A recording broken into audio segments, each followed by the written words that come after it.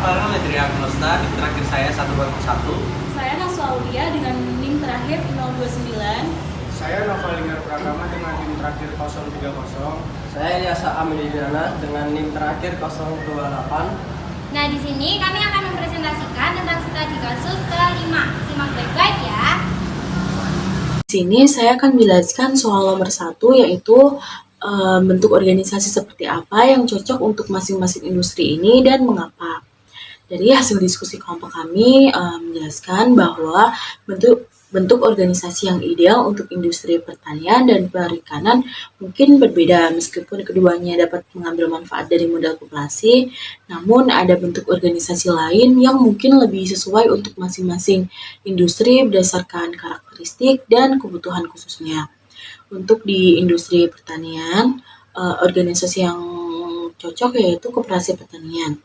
Mengapa koperasi? Karena pertanian seringkali melibatkan banyak petani kecil dengan lahan terbatas. Nah, koperasi memungkinkan mereka untuk menggabungkan sumber daya untuk membeli benih, pupuk, atau peralatan secara kolektif dan dengan harga yang lebih murah. Dan di skala ekonominya memiliki skala yang lebih besar. Koperasi bisa meningkatkan efisiensi logistik, penjualan, dan distribusi hasil tani. Petani juga bisa menjual produk secara kolektif untuk mendapatkan harga yang lebih baik. Nah, untuk akses ke pasar, koperasi pertanian memungkinkan petani untuk mendapatkan akses yang lebih baik ke pasar lokal maupun internasional, guna menghindari peran tengkulak yang seringkali memberikan harga rendah. Nah, untuk pengembangan kapasitasnya, koperasi bisa menyediakan pendidikan tentang teknik pertanian modern, teknologi, atau praktik berkelanjutan. Selanjutnya, bentuk organisasi yang memungkinkan sesuai bagi industri perikanan adalah perusahaan yang berbasis komunitas dan unit pengolahan ikan. Nah, mengapa komunitas dan unit pengolahan ikan ini sesuai dengan industri perikanan? Yang pertama adalah karena manajemen sumber daya alamnya yang berkelanjutan. Nah, hal ini memungkinkan nelayan untuk bertanggung jawab dan menjaga sumber daya laut. Nah, yang kedua yaitu kontrol bersama.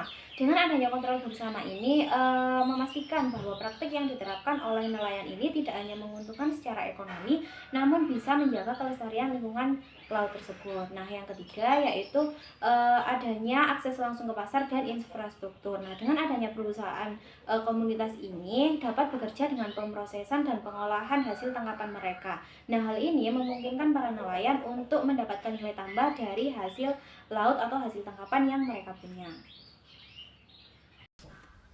Pertanyaan nomor 2, apakah bentuk organisasi yang kemungkinan akan berbeda atau serupa di kedua industri ini seiring berjalannya waktu? Menurut pendapat kelompok kami, jawabannya adalah ya. Kedua bentuk organisasi tersebut kemungkinan akan serupa seiring berkembangnya teknologi dan intervensi pertanian dalam perikanan. Kedua industri tersebut kemungkinan akan lebih fokus mengembangkan manajemen sumber daya, keberlanjutan, dan inovasi teknologi. Untuk pertanyaan yang ketiga ini, dalam organisasi di dalam kedua industri ini, bagaimana budaya perusahaan akan berbeda dan bagaimana mereka akan mirip? Nah, menurut diskusi dari kelompok kami, jawabannya itu jadi budaya perusahaan dalam pertanian mungkin lebih fokus pada teknologi, efisiensi, produktivitas, dan udah itu.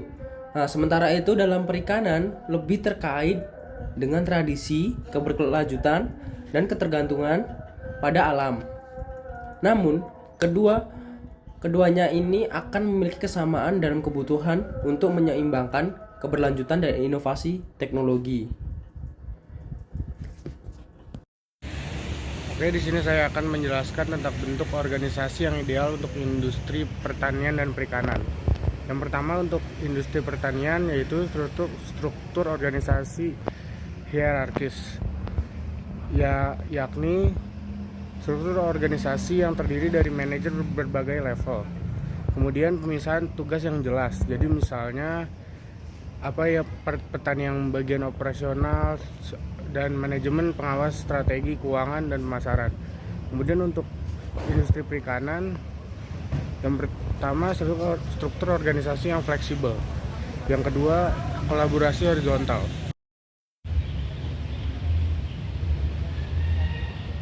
Kemudian di sini saya akan menjelaskan tentang budidaya perusahaan dalam perikanan. Yang pertama, ada fokus pada tradisi dan berkelanjutan.